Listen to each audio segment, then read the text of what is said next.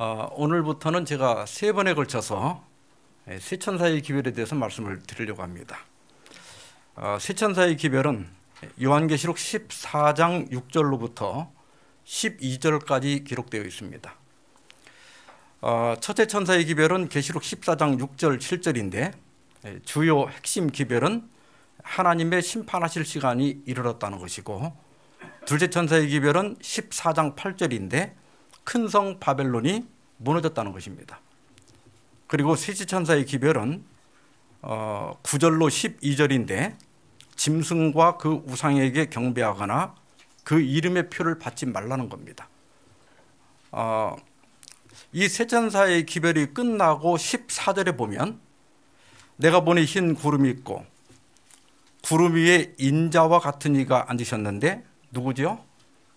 예수님이죠. 예수님이 구름 타고 오시는 장면이죠. 그 다음에 머리에는 금 면류관이 있고 그 손에는 예리한 낫을 가졌더라. 낫은 어디에 쓰는 거죠? 추수하는 거예요. 그러니까 이것은 예수님께서 마지막 의인들을 추수하러 오시는 재림 장면입니다. 그러니까 요한계시록 14장의 세 천사의 기별은 예수님의 재림 직전에 전해질 마지막 기별입니다. 우리 한국에만 개신교 수가 374개 교단이 등록되어 있습니다. 근데 그 중에 286개는 대한예수교 장로회예요. 그러니까 이 대한예수교 장로회가 수백 개로 이렇게 나눠진 거예요. 교리는 거의 같아요. 근데 다른 목적 때문에, 다른 이유 때문에 이렇게 나눠져서 실제로 교단 수는 한 80개 정도 보는 것이 일반적입니다. 그런데 이렇게 많은 교단 중에서 우리가 세상 마지막 때의 세천사의 기별을 전할 사명을 가지고 있다거나 혹은 현재 우리가 실제로 세천사의 기별을 전하고 있다고 주장하는 교단은 제7일 안식일 예수 재림교 하나밖에 없습니다. 실제가 그래요. 대부분은 여기 나오는 세천사 기별이 뭔지도 모릅니다. 설교 시간에 한 번도 다루질 않습니다. 물론 이제 개 목사님에 따라서 다루는 경우도 간혹 있겠지만 교단 차원에서 이 문제를 다루지 않습니다.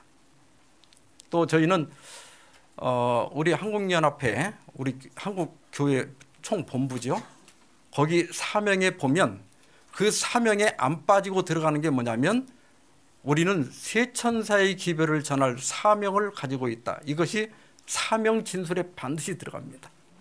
그래서 우리 교회에서 전하는 기별들이 대부분 이 안에 거의 다 포함되어 있기 때문에 이번 3번에 걸쳐서 살펴보는 세천사 기별은 굉장히 중요한 기별입니다. 이미 공부도 하셨고 잘 아시겠지만 또 다시 한번 복습한다고 생각하시고 함께 연구해 보도록 하겠습니다. 먼저 계시록 14장 6절입니다. 우리 다 같이 한번 읽어보겠습니다. 시작.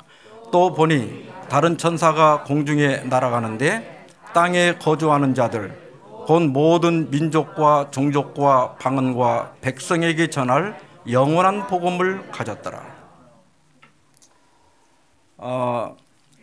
이 성경절을 가만히 보면 예수님께서 마지막 재림의 징조를 말씀하실 때 마지막 징조로 말씀하신 어떤 성경절하고 비슷하다는 걸 알 수 있어요. 기억이 납니까? 마태복음 24장 14절에 보면 예수님께서 이 천국 복음이 모든 민족에게 증언되기 위하여 온 세상에 전파되리니 그제야 끝이 오리라. 그러니까 복음이 전 세계로 전파되는 것을 마지막 징조로 말씀하셨어요. 그런데 여기 보면 모든 민족에게 이 말과 여기 첫째 천사의 기별에 모든 민족과 종족과 방언과 백성에게 이 말이 같지요. 그 다음에 증언되기 위하여 이 말이 전할 이 말과 같지요. 그 다음에 온 세상에 전파되리니 이건 땅에 거주하는 자들 이 말과 같지요. 그래서 이 요한계시록 14장 6절은 예수님께서 말씀하신 종말의 마지막 징조가 어떻게 성취되는가를 상징적으로 보여주고 있습니다. 그러면 여기 나오는 천사가 누구일까? 물론 이 천사가 헬라어 원문에 보면 앙겔로스라고 되어 있는데 헬라어입니다. 근데 이것이 영어로 엔젤, 천사로도 번역되지만 메신저, 기별자 혹은 사자로도 번역이 됩니다. 그러니까 천사가 직접 기별을 전할 수도 있지만 이 천사는 상징입니다. 다시 말하면 마지막 때 이 세상의 마지막 기별을 전할 그리스도인들을 상징하고 있는 겁니다. 그런데 모든 민족에게 복음을 전한다고 했기 때문에 제7일 안식일 예수 재림교회는 지금 230여 개 국가에서 유엔에 등록된 215나라, 가장 많은 나라에 복음을 전하고 있는 이유도 이 기별을 우리가 성취한다고 믿기 때문에 세계 전도를 위해서 힘쓰고 있기 때문에 이렇게 많은 나라의 복음을 전할 수가 있었던 겁니다.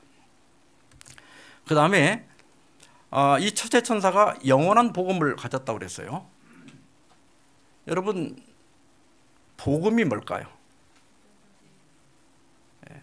예수님이 탄생했을 때 우리가 크리스마스가 다가오고 있죠. 근데 예수님이 처음 탄생했을 때 그 목자들이 베들레헴 들판에서 양을 치고 있었어요.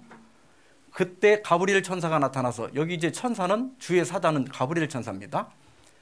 여기 뭐라고 하는가 하면 내가 온 백성에게 미칠 큰 기쁨의 뭐요? 좋은 소식을 너희에게 전하노라. 여기 좋은 소식이 원문의 유앙겔리조입니다. 근데 그 유앙겔리조라고 하는 말이 우리말로는 복음이라고 번역이 돼요. 이게 복음이 내내 좋은 소식이죠. 그러니까 여기 복음이 나오는데 이 복음이 뭐냐면 오늘 다윗의 동네에 너희를 위하여 구주가 나셨으니 곧 그리스도 주시라. 다시 말하면 예수님이 오신다고 하는 것이 복음입니다. 그러면 영원한 복음은 뭘까? 실물교훈 227페이지 보면 심판이 가까웠다는 선포는, 아까 첫째 천사의 기별이 뭐예요? 심판하실 시간이 이르렀다고 그랬잖아요.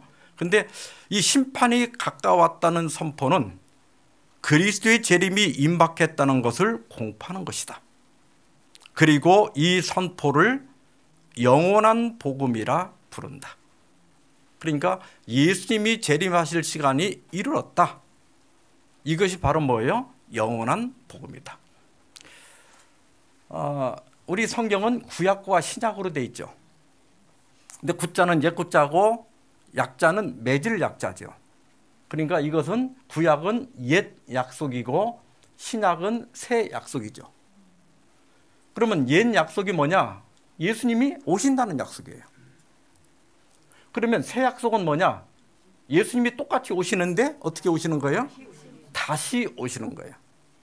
그래서 예수님이 처음에 구약에 따라 오실 때는 히브리 9장 28절에 이와 같이 그리스도도 많은 사람의 죄를 담당하시려고, 초림은 왜 오셨어요? 어떤 목적으로 오셨어요? 많은 사람의 죄를 담당하시려고. 이 담당한다는 말은 짊어지려 오셨다, 혹은 책임지러 오셨다. 우리가 지은 죄를 예수님이 책임지러 오신 거예요. 짊어지러 오신 거예요. 그분이 해결하러 오신 거예요. 그래서 단번에 들이신 바 되셨다고 하는 것은 십자가에 단 한 번 돌아가심으로써 영원한 속죄를 이루었다, 이런 말이에요. 그런데 구약시대에는 한 번 죄를 위해서 속죄 제물을 드렸다 하더라도 죄를 또 지면 또 제물을 드려야 돼요. 그러나 예수님의 십자가는 영속적인 효력이 있기 때문에 단번에 드리셨다. 단 한 번 드리심으로써 영원한 속죄의 효력을 갖는다, 이 말이에요. 그러나 두 번째는 구원에 이르게 하기 위하여 죄와 상관없이, 이 말은 죄를 담당하시려고 하는 말하고 대칭이 되는 말이에요. 초림 때는 죄를 담당하러 오셨어요.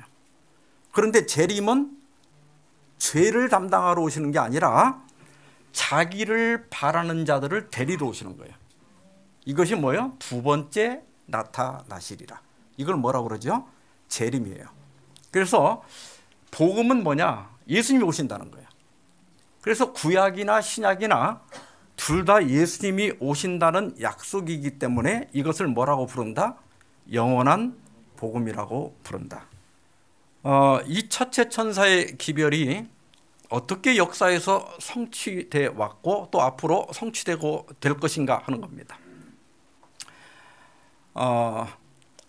우리는 여기 예수님이 오신다고 하는 이 재림을 알리는 운동, 이것이 1840년부터 1844년까지 미국에서 일어난 윌리엄 밀러의 재림 운동으로 성취되었다고 믿습니다.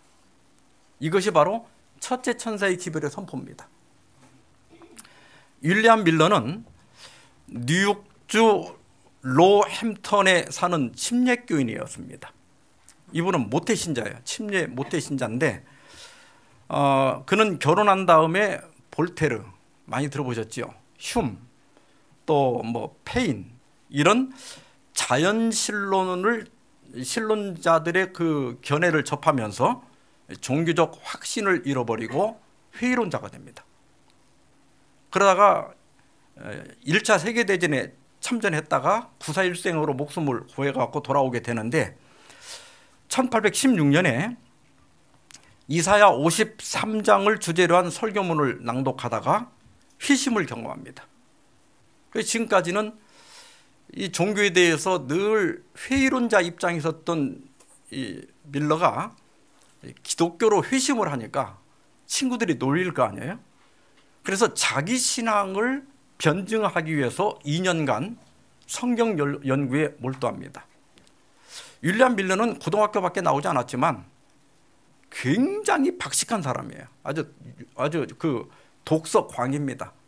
그래서 책을 어마어마하게 많이 읽었기 때문에 뭐 웬만한 대학 나온 사람 못지않은 지식을 가진 사람이었어요.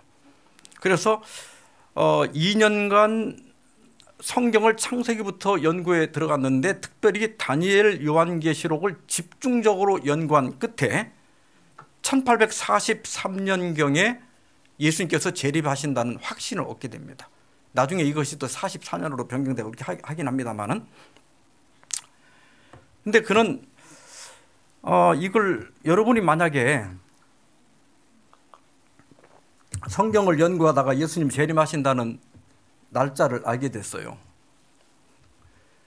그러면 어떻겠습니까? 만약 자기가 정말 의심하지 않는다면 가만히 있을 수가 없겠죠. 그런데 나가서 전하려고 하니까 자기가 신학을 한 것도 아니고 고등학교밖에 안 나온 내가 이걸 얘기해봤자 누가 믿겠나? 이거 나보고 미친놈이라고 하지 않을까 해서 전하질 않았습니다. 그런데 자기는 예수님 재림이 얼마 안 남았는데 이 생각을 하니까 미치겠는 거예요. 그래서 어느 날 참다 못해가지고 하나님께 기도를 합니다. 하나님, 제가 다니엘서를 연구하다가 재림의 날짜를 계산하게 됐는데 나가서 전하지는 못하지만 누군가가 와서 가르쳐 달라면 그때는 전도하겠습니다. 이렇게 기도를 하고 나니까 마음이 편해졌다고 그랬어요. 그런데 이때가 이제 49살 때예요. 근데 기도가 끝나고 30분도 지나지 않았는데 누가 문을 두드려요. 나가봤더니 조카가 처남의 부탁을 받고 온 거예요. 지금 목사님이 출타 중인데 성경을 연구 많이 한다고 하는데 우리 집에 와서 당신이 연구한 걸 가르쳐달라는 거예요. 윌리엄 밀러는 그 즉시로 후회했다고 그랬어요. 괜히 기도를 해가지고 이제 안 갈 수도 없고, 그러나 이제 하나님과 서약을 했기 때문에 이제 그 처남 집으로 가서 거기 주방에서 동네 사람들을 모아놓고 자기가 연구한 다니엘 요한계시록을 가르쳤습니다. 근데 놀랍게도 사람들이 너무 좋아하는 거예요. 한 번 하고 났는데 가지 말고 여기서 계속해 달라는 거예요. 그래서 일주일을 거기 체류하면서 성경을 가르쳤는데 12가정이 재림기별을 받아들이고 여기 헌신하는 결과를 얻은 겁니다. 이렇게 해서 이 기별이 조금씩 이렇게 사람과 사람을 통해서 구역반에서 전파되기 시작했는데 그러다가 1933년에 미국 동부에서 유성우, 우리로 말하면 별똥이 하늘을 다 뒤엎을 정도로 많이 쏟아지는 사건이 발생합니다. 그러니까 사람들이 막 그 당시에 얼마나 겁이 나겠어요. 그러니까 이 기별이 아주 이렇게 기름을 붓는 격이 돼가지고 이제 확산되기 시작합니다. 그러다가 1840년부터 1840년까지는 무명의 지역 활동에 불과했어요. 그냥 윌리엄 밀러를 아는 몇십 명 정도가 모여갖고 구역반 예배 정도를 드렸어요. 그러나 40년부터는 전국적인 운동으로 확대되기 시작했습니다. 이렇게 해서 1844년 1월까지 12년 동안 윌리엄 밀러는 4,500번 이상의 강연을 하면서 이것이 미국 전역을 흔드는 재림운동으로 확산이 됩니다. 윌리엄 밀러가 전한 기별의 핵심은 요한계시록 20장의 천년기 이전에 예수께서 문자적으로, 문자 그대로 영적으로 오는 게 아니라 문자대로 사람이 볼 수 있도록, 그 다음에 가시적으로 구름을 타고 천사들과 함께 실제로 오신다. 이것이 기별의 핵심이었습니다. 근데 왜 이것이 그 당시에 많은 사람들의 관심을 받았느냐 하면 이때는 복천년선, 세대주의에 기초한 복천년선이 많이 퍼져 있었거든요. 그러니까 이 복천년선은 뭐냐면 예수님이, 여러분도 많이 들어봤을 거예요. 비밀 휴거를 통해서 구원받을 사람만 어느 날 몰래 비밀리 데려가 버리고, 그 다음에 이제 이 땅에는 1000년 동안 복천년이 오는데 이 천년기가 지나고 나서 재림한다는 거예요. 이건 이제 후천년설이라고 그래요. 근데 아니다. 예수님은 천년기 전에 오신다. 이걸 전천년설이라고 그래요. 천년기 전에 예수님이 오신다. 엘렌 화이트 자서전에 보면 20페이지입니다. 1840년 3월 윌리엄 밀러 씨가 메인주 포틀랜드에 와서 그리스도의 재림에 관한 강연을 하였다. 이 강연은 일대 선풍을 일으켜 강연장인 캐스코가에 있는 그리스도인 교회당은 밤낮으로 만원을 이루었다. 그래서 지방에 사는 사람들이 매일 도시락을 싸들고 몰려와서 아침부터 저녁까지 하루 종일 성경 연구를 하는 거예요. 이때 엘렌 화이트도 13살의 나이에 처음으로 윌리엄 밀러의 재림 설교를 듣고 재림에 대한 확신을 갖게 됩니다. 그래서 구속의 이야기 356페이지에 보면 요한계시록 14장에 나타난 첫째 천사의 기별에 관한 예언이 1840년에서부터 1844년 사이에 있었던 재림운동으로 성취되었다. 예.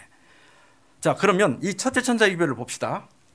먼저 7절에 그가 큰 음성으로 이르되 하나님을 두려워하며 그에게 영광을 돌리라. 윌리엄 밀러의 재림운동은 사람들로 하여금 하나님께 시선을 향하도록 그 마음이 하나님께 돌아가게 하는 역할을 했습니다. 왜 이 시대에 이 기별이 필요했는가 하면 1789년 여러분들 잘 아시죠? 탈기독교 사상을 전 유럽에 확산시킨 프랑스 혁명이 일어납니다. 그리고 1848년에 칼 막스가 유물론에 기초한 공산주의를 선언하죠. 그리고 1859년에 찰스 다윈이 하나님이 사람을 창조하는 게 아니고 미생물로부터 시작해서 점점 고도화되고 발전해서 지금의 인류가 되었다고 하는 진화론을 발표합니다. 그 다음에 1878년에 벨 하우젠이 이런 진화론적 견해를 바탕으로 해서 성경을 아주 난도질을 하는 고등비평이 등장하게 됩니다. 그리고 1885년에는 니체가 신은 죽었고 인간 스스로 신이 되고 주인이 되어야 한다는 초인주의를 내세우게 됩니다. 인간이 이렇게 신본주의에서 인본주의로 돌아서서 하나님을 대항할 때 하나님도 가만히 있지 않았죠. 먼저는 1804년에 영국 성서공회가 세워지고 1816년에 미국 성서공회가 세워집니다. 이렇게 해서 전 세계로 성경이 막 무수하게 뿌려져요. 그러니까 성경을 쉽게 쉽게 볼 수 있게 됨으로써 기독교인들이 성경 연구에 몰두하게 되고 그 성경을 연구한 결과가 1840년부터 44년까지 재림운동으로 나타나게 됩니다. 그리고 이제 진화론이 등장했을 때 1864년에 파스테르가 세균설을 통해서 진화론의 자연 발생설을 부인하게 됩니다. 보통 이제 우리가 음식을 끓여놔도 한 3, 4일 국을 그냥 놔두면 어떻게 되죠? 상하죠. 그러니까 이제 옛날 사람들은 거기 이렇게 세균이 자연 발생한다고 믿었거든요. 근데 사람들 몰랐죠. 그때 세균이 있다는 것도. 그런데 파스테르가 그건 공기 중에 있는 세균이 들어가서 번식한 것이지 자연 발생하지 않는다는 것을 발견했죠. 그 다음에 1865년에 멘델이 유전 법칙을 통해서 진화론에서 그 종의 변이는 절대로 일어나지 않는다. 그러니까 까만 개가 하얀 개를 낳을 수 있고 다리 짧은 개가 다리 긴 개는 낳을 수 있어도 개가 고양이를 낳을 수는 없다. 그게 바로 유전 법칙입니다. 이렇게 이제 하나님께서 또 과학적 발견을 통해서 이런 진화론적 견해에 대해서 반박을 하게 됩니다. 그러면서 이는 우리가 왜 하나님을 두려워하며 그에게 영광을 돌려야 되는가 하면 이는 그의 심판하실 시간이 이르렀음이니 그랬습니다. 윌리엄 밀러는 이 심판하실 시간을 집행심판으로만 이해를 했습니다. 예수님께서 보라 내가 속히 오리니 내가 줄 상이 내게 있어 각 사람에게 그가 행한 대로 갚아주리라. 예수님을 믿은 자는 영생을 얻고 또 예수님을 불신한 자들은 영멸을 받고 행한 대로 갚아주는 것이 집행심판이에요. 근데 이제 윌리엄 밀러는 몰랐지만 그 나중에 셋째 천사 기별을 할 때 하겠지만 첫째 천사의 기별은 윌리엄 밀러 때는 부분적으로만 성취가 되고 점점 발전하면서 셋째 천사 기별로 넘어갑니다. 그러면서 이것이 나중에 조사심판 개념까지 발전하게 됩니다. 그러니까 심판에는 집행심판만 있는 게 아니라 조사심판도 있다. 그 근거가 뭐냐면 다니엘 7장 9절 10절에 보니까 내가 보니 왕자가 놓이고, 여기 왕자가 놓인다 이 말은 보좌가 설치된다. 이게 여기 한 법정이 심판을 위해서 설치되는 모습이에요. 그리고 예적부터 항상 계신 이가 좌정하셨는데 하나님이시죠. 그 다음에 뭐라 그랬죠? 심판을 베푸는데 책들이 펴 있더라. 근데 여기 예수님이 오실 때는 뭐라 그랬죠? 책을 펴는 게 아니라 행한 대로 갚아주죠. 근데 이 사람이 선을 행했는지 악을 행했는지를 알려면 먼저 뭐를 해야 돼요? 조사를 해야 되죠. 그래서 책을 펴서 조사하는 거예요. 여기 조사한다는 말은 없지만 책을 편다는 말 저 자체가 조사를 하기 위해서 책을 펴는 거예요. 이 말은 구약 다니엘에만 있는 게 아니라 요한계시록 20장 12절에 보면 또 내가 보니 죽은 자들이 큰 자나 작은 자나 그 보좌 앞에 서 있는데 뭐라고 되어 있죠? 책들이 펴 있고 또 다른 책이 펴졌으니 곧 생명책이라. 그리고 죽은 자들이 자기 행위에 따라 책들에 기록된 대로 심판을 받고 그랬습니다. 우리가 성경을 여기저기 이렇게 좀 살펴서 주제들을 모아보면 우리 생애를 기록하는 세 권의 책을 발견할 수 있습니다. 첫 번째는 생명책이 있어요. 그래서 이 거룩한 성 예루살렘에는 속된 것이나 가증한 일 또는 거짓말하는 자는 결코 그리로 들어오지 못하되 누구만 들어간다 그랬죠? 오직 어린 양의 생명책에 기록된 자들만 새 예루살렘에 들어간다 이렇게 돼 있죠. 그 다음에 계시록 20장 15절에도 보면 누구든지 생명책에 기록되지 못한 자는 불못에 던져지더라. 그러니까 우리 이름이 생명책에 기록되는 것이 굉장히 중요한 거예요. 근데 생명책에 이름이 기록되는 것은 우리가 예수 그리스도를 개인의 구주로 영접하고 침례를 받을 때 우리 이름이 함께 하늘에서도 생명책에 기록이 되는 겁니다. 그 다음에 두 번째는 기념책이 있어요. 말라기 3장 16절에 보면 그때 여호와를 경외하는 자들이 피차에 말하매 여호와께서 그것을 분명히 들으시고 여호와의 이름을 경외하는 자와 그 이름을 존중히 생각하는 자를 위하여 여호와 앞에 있는 기념책에 기록하셨느니라. 그래서 우리가 한 모든 의로운 행위와 신앙을 위하여 희생한 것들이 다 여기에 기록이 됩니다. 유혹을 물리친 것, 악을 이긴 것, 또 부드러운 자비를 표현한 것, 심지어 말까지 여기에 기록이 된다. 그랬잖아요. 여호와를 경외하는 자들이 피차에 말하매 여호와께서 그것을 분명히 들으시고 기록한다고 그랬어요.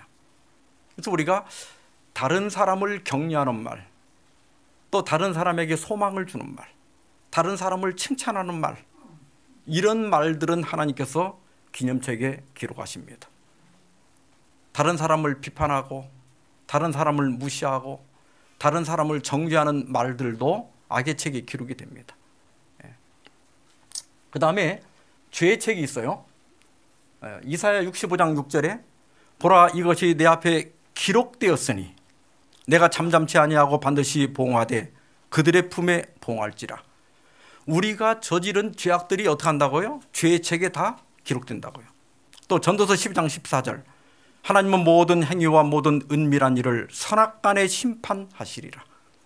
우리가 아무리 남모르는 데서 저질렀다 할지라도 그 은밀한 것까지라도 죄의 책에 기록이 되고 하나님께서는 이것을 살핀다는 겁니다. 그러면 조사심판은 왜 있는가? 여러분, 여기 우리가 거룩한 성 예루살렘에 들어가려면 반드시 이름이 생명책에 기록이 돼야 된다고 그랬죠. 그런데 생명책에 이름이 한번 기록되면 영원히 지워지지 않을까요? 지워질 수도 있을까요? 구원파에서는 지워지지 않는다고 그러거든요. 그런데 출애굽기 32장 33절 여호와께서 모세에게 이르시되 누구든지 내게 범죄하면 내가 내 책에서 그를 지워버리리라. 우리가 생명책에 이름이 기록되었더라도 결정적인 죄를 지으면 이름이 지워질 수 있다는 거예요. 우리가 배도할 때, 그리스도를 부인할 때, 진리를 부인할 때. 물론 뭐 집에서 부부싸움 했다고 생명책에서 오늘 이름이 지워지거나 또 형제들 간에 조금 서로 미워하고 이렇게 했다고 금방 지워지는 건 아니에요. 이건 결정적인 죄예요. 진리나 그리스도를 부인했을 때. 그 다음에 시편 69편 28절에 그들을 생명책에서 지우사 의인들과 함께 기록되지 말게 하소서. 만약에 생명책에서 이름이 지워지지 않는다면 모세가 이 기도를 드릴 필요가 없었죠. 생명책에서 지워질 수 있어요. 그래서 계시록 3장 5절에 이기는 자는 이와 같이 흰옷을 입을 것이요 내가 그 이름을 생명책에서 결코 지우지 아니하고 그 이름을 내 아버지 앞과 그의 천사들 앞에서 시인하리라.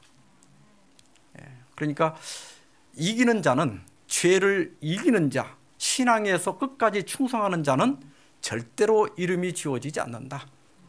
또 우리가 심각한 죄를 지었더라도 회개하면 됩니다. 그럼 지워지지 않아요. 그러나 그 죄를 끝까지 안고 있으면 결국 생명책에서 이름이 지워진다고 하는 거예요. 그래서 대쟁투 490페이지에 이런 말씀이 있습니다. 속죄의 봉사가 마칠 무렵의 광경은 실로 엄숙하다. 거기에 관련된 관심은 참으로 심각하다. 심판은 오늘날 하늘에 있는 성소에서 진행되고 있다. 여기 말하는 심판은 조사심판이에요. 책들을 살피는 심판입니다. 이 사업은 오랫동안 계속되어 왔다. 신속히, 얼마나 신속히 오늘날 살아있는 자들의 사건이 취급될지 아무도 모른다. 이 말은 언제 내 차례가 될지 모른다. 그리고 하늘에서 언제 내 운명이 영원히 결정되어서 의로운 자들은 그대로 의롭게 두고 악한 자들은 그대로 악하게 두라고 하는 선언이 내릴지 모른다. 그래서 지금 어떻게 하라는 거예요? 우리 이름이 생명책에서 지워지지 않도록 회개하라는 겁니다. 근데 어떤 사람들은 이 조사심판 교리를 싫어해요. 이렇게 어디가 자꾸 아픈데 병원에 가서 검사 좀 받으세요. 그러면 아유, 암이면 어떡하냐 그래. 아니, 검사 안 받았다고 암이 없어집니까? 가장 현명한 건 뭐예요? 초기에 빨리 가서 검사를 받는 거예요. 검사를 받는 건 암을 확정지어서 죽으라고 받는 게 아니라 치료 시기를 놓치지 않고 보다 더 빨리 치료하기 위한 거예요. 이게 조사심판은 우리에게 구원의 확신을 없애려고 하는 기별이 아닙니다. 이미 우리는 예수님을 믿고 구원받았고 우리 이름이 생명책에 기록되어 있지만 우리가 부주의함으로써 이름이 지워질 수도 있기 때문에 조심해라, 주의해라, 두렵고 떨림으로 너희 구원을 이루라. 섰다고 생각하는 자는 넘어질까 조심하라. 이렇게 우리 구원을 보존하라는 말씀이지, 구원의 확신을 없애기 위해서, 두려움을 주기 위해서 주는 기별이 절대로 아니라고 하는 사실입니다. 여러분, 건강검진을 한 번 받았으면 되지 왜 또 내년에 또 받고 내후년에 또 받아요? 병을 빨리 발견하기 위한 거예요. 그러니까 건강검진을 자주 받는 게 나쁜 게 아니에요. 조사심판을 통해서 우리가 늘 우리 자신이 언제 내 차례가 될지 모른다는 생각 속에서, 근데 우리가 왜 조사심판이 두려우냐면 자기가 자기 행위를 보니까 구원의 확신이 없는 거예요. 근데 우리 구원은 나의 행위에 달려있는 게 아니라 주님의 십자가에 달려있는 거예요. 십자가를 딱 바라보는 순간 나는 그냥 구원받는 거예요. 그러나 내 일주일간의 삶, 어제의 삶을 돌아보면 또 우리는 낙심할 수밖에 없고 실망할 수밖에 없어요. 그러나 그때마다 우리는 어떻게 하면 돼요? 십자가를 바라보고 세상 죄를 지고 가는 어린 양이 이미 내 죄를 지고 가셔서 십자가에서 해결했다는 사실을 믿음으로 받아들이면 어떤 죄라도 그 순간 사라지는 것입니다. 그건 내 것이 아니에요. 주님이 지고 가신 거야. 뭐 조사심판에 대해서 더 말씀드릴 수 있지만 제가 그 호프 채널 코리아에서 그리스도의 하늘 성소 봉사와 하늘 성소의 정결과 조사심판이라고 하는 설교에서 자세히 해놨어요. 한 2년 전인가 한 설교입니다. 거기 이걸 양쪽을 다 듣는 분들이 계시기 때문에 여기서 별도로 다루지 않더라도 필요하신 분들은 저 제목을 그대로 치고 제 이름하고 같이 치면 그대로 나옵니다. 그렇게 해서 거기서 참고를 하시기 바랍니다. 자, 그 다음에 첫째 천사 기별입니다. 자, 그의 심판하실 시간이 이르렀으니, 그 다음에 뭐라 그랬죠? 하늘과 땅과 바다와 물들의 근원을 만드신 이를 경배하라. 이 성경절을 가만히, 이 파란 성경절을 가만히 들어보면 어디서 많이 들어본 말이죠. 예, 안식일 기별, 안식일 계명하고 관련이 되어 있습니다. 여기 하늘과 땅과 바다와 물들의 근원을 만드신 이를 경배하라 그랬는데, 안식일 계명 출애굽기 20장 8절로 11절에 보면 안식일을 기억하여 거룩하게 지키라. 이는 엿새 동안에 나 여호와가 하늘과 땅과 바다와 그 가운데 모든 것을 만들고 제7일에 일곱째 날에 쉬었습니다. 여기 하늘과 땅과 바다와 물들의 근원을 만드시니 창조주지요. 여기도 나 여호와가 하늘과 땅과 바다와 그 가운데 모든 것을 만들고 창조주지요. 창조주를 경배하라는 거예요. 그러면 창조주를 경배를 어떻게 해야 되느냐? 우리가 막 엎드려서 절을 해야 되냐? 그게 아니라 이건 어디하고 연결이 돼요? 안식일을 기억하여 거룩하게 지키는 것이 창조주를 경배하는 겁니다. 왜냐하면 이 안식일은 창조의 기념일로 제정이 됐기 때문입니다. 그런데 에스겔 20장 13절에 보면 그러나 이스라엘 족속이 광야에서 내게 반역하여 사람이 준행하면 그로 말미암아 삶을 얻을 나의 유례를 준행하지 아니하며 나의 규례를 멸시하였고, 그 다음에 나의 안식일을 크게 더럽혔으므로 내가 이르기를 내가 내 분노를 광야에서 그들에게 쏟아 멸하리라 하였으나, 이런 말씀이 나와요. 하나님께서 광야에 이스라엘을 완전히 멸해서 없애버리려고 했던 이유가 뭐냐면 계명을 지키지 아니하고 특별히 안식일을 크게 더럽혔기 때문입니다. 근데 다음 둘째 천사의 기별에서도 말씀드리겠지만 오늘날 이 개신교회가 오직 성경이라고 하는 표를 내세우고 종교 개혁을 했지만 안식일 문제에서는 오직 성경으로 돌아가지 않고 있습니다. 이것이 단순한 인간의 실수가 아니에요. 이게 사탄의 작용이 있는 겁니다. 근데 놀라운 것은 이사야 58장 12절 13절에 보면 내게서 날짜들이 오래 황폐된 곳들을 다시 세울 것이며 너는 역대 파괴된 기초를 쌓으리니 너를 일컬어 무너진 데를 보수하는 자라 할 것이며 길을 수축하여 거할 곳이 되게 하는 자라 하리라. 여기 길을 수축한다고 하는 것은 잃어버린 원칙을 다시 회복한다 이런 뜻이에요. 그러니까 이 세상 마지막 때에 오래 황폐된 곳을 다시 세우고 파괴된 기초를 다시 쌓는 자들이 나타나는데 그들은 보수하는 자다. 그러면 오래 황폐된 곳, 역대 파괴된 기초가 뭘까? 이어서 13절에 보니까 만일 안식일에 내 발을 금하여 내 성일에 오락을 행치 아니하고, 그러니까 결국 무슨 얘기하려고 하는 거예요? 무너지고 더럽혀진 그 안식일을 회복할 것에 대한 예언입니다. 그래서 세상 마지막 때 첫째 천사의 기별이 전하는 가운데 하나가 뭐예요? 무너진 안식일을 회복하는 것. 그래서 우리가 이렇게 이름에 제7일 안식일 예수 재림교 그랬잖아요. 제7일 안식이란 말 속에 첫째 천사의 기별이 들어있는 거예요. 그 다음에 예수 재림교회라고 하는 말에도 역시 심판하실 시간이 이르렀다. 예수님의 재림하실 시간이 이르렀다. 우리 이름 속에 첫째 천사의 기별을 집어넣은 겁니다. 그래서 우리가 세 천사의 기별을 전하는 사명을 가지고 있고 우리가 전한 교리의 중심이 바로 세 천사의 기별이고 그 기별 속에 안식일 기별, 재림 기별이 다 들어있는 거예요. 에스겔 20장 11절 12절에 보면 사람이 준행하면 그로 인하여 삶을 얻을 내 율례를 주며 내 규례를 알게 하였고 또 나는 그들을 거룩하게 하는 여호와인 줄 알게 하려 하여 내가 내 안식일을 주어 그들과 나 사이에 표징을 삼았었노라 그랬어요. 안식일은 하나님과 그분의 백성 사이에 뭐다? 표다. 표징이다. 네가 다른 신을 섬기지 아니하고 사람의 계명을 따르지 아니하고 하나님께만 충성한다는 표가 안식일을 지킬 때 그 표가 난다는 거예요.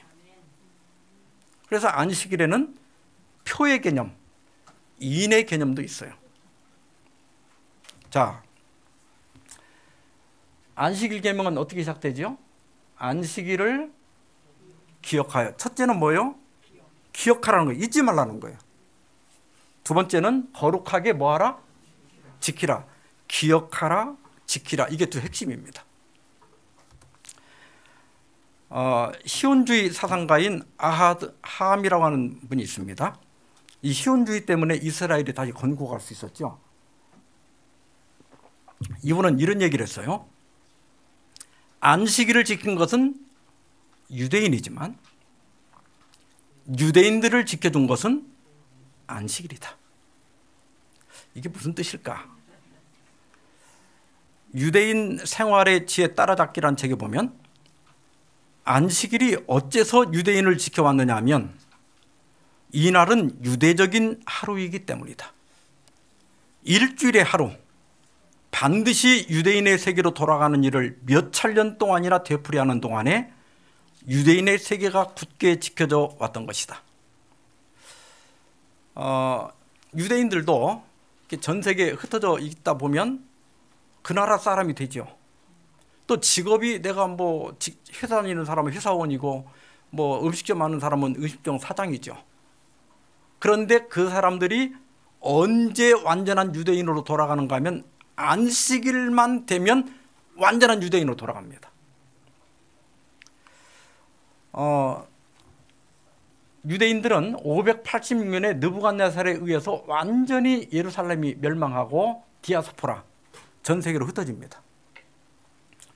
그리고 70년에 다시 한번 로마에 의해서, 티투스 장군에 의해서 예루살렘이 또 한번 멸망하고 디아스포라가 또 일어나요.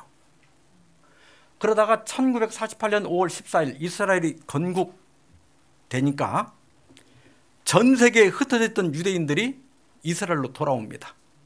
근데 여기 돌아온 거 보면 소련, 독일, 인도, 중국, 미국, 아프리카, 유럽 이런 데서 처음에 250만 명이 모여들어요. 근데 여러분 적어도 2000년이 넘잖아요. 로마 때부터만 해도 1800년 아닙니까? 저 정도 오랜 세월을 이스라엘을 떠나서 각 나라로 흩어져 있었으면요, 웬만한 민족 같으면 문화, 언어, 종교 다 잃어버립니다. 우리나라가 일본에 36년 겨우 지배받았는데도 내가 어렸을 때는 이 웃돌이 이거 다 우악이라고 불렀어요. 바지는 스봉, 방석은 자부동. 근데 그것뿐만 아니라 지금도 우리가 뭐 덴뿌라, 기름 넣을 때 이빠이, 뒤로 할 때 빠꾸, 슬리퍼 대신 쓰리빠. 뭐 예를 들면 뭐 우리가 내년을 익년, 익월, 일 이게 쓰잖아. 그거 다 일본어예요. 뭐 고대기, 뭐 옛날에 고대, 이게 다 일본어예요. 36년 지배받았는데도 이런데 웬만한 민족 같으면 뭐 문화고 뭐 종교고 다 잃어버렸을 거예요. 근데 이 사람들은 뭐였는데 아무 문제가 없는 거예요. 왜냐하면 안식일마다 본래 유대인으로 돌아가는 일을 수천 년 동안을 반복했기 때문입니다. 그래서 안식일이 유대인을 지켜준 거예요. 근데 특별히 안식일 중에서도 안식일 식탁이 유대인을 지켜왔다. 이 안식일 식사는 금요일 저녁 가족 식사예요. 지금도 유대인들은 세계 어느 곳에 살고 있든지 금요일 저녁이면 온 가족이 모여 안식일 식탁을 즐긴다. 빵을 떼고 포도주를 마시고 노래를 부르고 이야기를 나누면서 아주 긴 식사를 한다. 이 안식일 식탁은 가장 유대인다운 문화이면서 유대인에게는 가장 행복한 시간이다. 되게 이제 해지기 전에 회당에 다녀옵니다. 금요일 날. 그리고 이제 가족들이 다, 흩어진 가족들이 다 모여요. 근데 가급적 이웃들을 같이 초대합니다. 그러면 어머니가 촛불 2개를 켜는데 하나는 기억하라고, 하나는 지키라. 아까 안식일을 기억하여 거룩하게 지키라고 그랬죠. 그래서 이 촛불은 항상 2개가 있을 때마다 잊지 않는 거예요. 안식일을 기억하라, 안식일을 지켜라. 그걸 읽지, 어느 나라 살더라도 이걸 하니까 애들이 안식일을 잊을 수가 없죠. 그 다음에 아버지가 자녀들을 위해서 축복 기도를 한 다음에 특별히 엄마를 위한 감사의 노래를 해요. 여러분, 엄마들이 굉장히 중요해. 유대인들은 엄마가 유대인이면 아빠는 이방인이더라도 그 아이는 태어나면 유대인으로 인정해 줍니다. 그런데 아빠가 유대인이더라도 엄마가 이방인이면 유대인으로 인정을 안 해줘요. 왜? 어머니가 그만큼 중요하기 때문에. 어머니가 뱃속에서부터 그 아이를 낳아서 기를 때, 젖을 먹일 때, 나도 우리 아이에게 젖 처음에 먹일 때 엄마 아빠보다 예수님을 먼저 가르쳤어요. 젖 먹일 때마다 예수님 감사합니다. 그 말을 먼저 하고 젖을 항상 불렸어요. 예수님을 먼저 가르치려고. 그래서 어머니가 중요한 거예요. 그 다음에 이제 빵 2개, 이 빵을 한라빵이라고 그래요. 이게 안식일 빵인데, 이게 꽈배기처럼 이렇게 꽈서 이렇게 크게 만들어요. 근데 이 2개를 왜 1개를 안 만들고 2개를 만들었을까? 금요일에 만나가 2배가 내렸잖아요. 안식일 것까지. 이제 그걸 잊지 않게 하는 거예요. 우리가 안식일을 지킬지라도, 하루 놀지라도, 쉴지라도 절대로 굶어 죽지 않는다. 하나님께서 만나를 금요일 날 2배를 줘서 토요일도 굶지 않게 하셨다. 너희가 안식일을 지키고 직장을 잃는다 할지라도 절대 굶어 죽지 않는다. 그걸 잊지 않게 하기 위해서 이렇게 한 거예요. 그리고 나서 이제 식사를 하면서 토라를 문답식으로 교육을 했는데 이 시간에 한 서너 시간씩 하는 거예요. 그러니까 유대인들이 안식일을 지킨 건 맞지만 그 안식일이 또한 유대인을 지켜왔습니다. 오늘도 마찬가지예요. 우리가 안식일을 지키면 그 안식일이 우리를 지키고 우리 자식들을 지켜줄 겁니다. 엘렌 화이트는 자서전 96페이지에서 지구의 기초가 놓일 그때 안식의 기초도 놓였다. 만일 참 안식일이 잘 준수되었다면 불신자나 무신론자는 없었을 것을 나는 보았다. 안식일 준수는 이 세상을 우상 숭배에 빠지지 않도록 보호하였을 것이다. 넷째 계명은 짓밟혔다. 그러므로 우리는 율법에 훼손된 것을 수리하고 안식일의 신성성을 회복시키도록 부르심을 받았다. 이것이 첫째 천사의 기별이고, 이 기별을 전하는 교회가 제7일 안식일 예수 재림교회예요. 그래서 안식일을 회복하는 것, 손상된 그 부분을 회복하는 것이 우리 사명이라고 하는 것입니다. 지금 여러분들이 안식일을 어떻게 지내는지 모르지만, 제가 어렸을 때는 이제 안식일이 다가오면 오후 3시가 되면 어머니가 집안 청소를 시킵니다. 집안 전체를 다 청소를 하고, 그 다음에 안식일에만 입는 옷을 따로 항상 어머니가 준비해 두셔요. 저는 그때부터 습관이 돼가지고 지금도 새 양복을 사거나 새 와이셔츠를 사거나 뭐 선물을 받거나 이렇게 하면 일단 안식일에 한번 입고 갔다 와야 평일에 다른 때도 입지, 그냥 평일에 아무 때나 입지 않습니다. 그리고 이제 안식일엔 특식을 만들어 주셨어요. 그때 참 계란이 귀할 때 안식일 날 계란을 주고, 그러니까 안식일을 얼마나 기다렸는지 몰라. 그날은 특식이 나오는 날이고 새 신을 신는 날이고 새 옷을 입는 날이거든요. 그리고 이제 신문을 다 치우게 했어요. 나중에 TV가 나왔을 때는 어머님이 이렇게 보자기를 만들어 가지고 보자기를 갖다 TV에다 씌워놔 버려. 안 그러면 우리 아버지가 자꾸 보니까 여자들이 믿음이 좋더라고. 우리 아버지는 장로님인데도 자꾸 키려고 그래. 그러니까 어머니가 보자기를 갖다 씌워놔 버려. 못 보게. 이렇게 우리가 안식일을 철저히 지키는 이유는, 우리가 그렇게 안식일을 지킬 때 그 안식일이 우리를 지킨다는 거예요. 여러분, 금요일 해질 때부터 토요일 해질 때까지는 우리가 여기 다 직업이 다르죠. 사는 곳이 다르고. 그러나 금요일 해질 때부터 토요일 해질 때까지는 우리가 철저한 하나님의 백성으로 돌아가는 날입니다. 우리가 대한민국 사람이지만 그날은 하나님 나라 시민으로 돌아가는 날이에요. 그래서 하늘나라의 언어를 사용하고 하늘나라에 가서 할 말들을 하고 그런 사랑을 베풀고 하는 날이 안식일입니다. 모쪼록 첫째 천사의 기별을 전하는 우리 모두가 이 안식일을 잘 지켜서 무너진 데를 수보하는 저와 여러분 되길 바라면서 말씀 마치겠습니다.